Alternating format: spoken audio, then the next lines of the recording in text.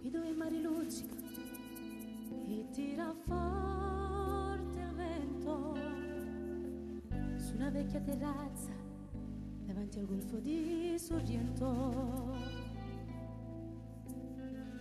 Un uomo abbraccia una ragazza dopo che aveva pianto, poi si schiarisce la voce e ricomincia il canto.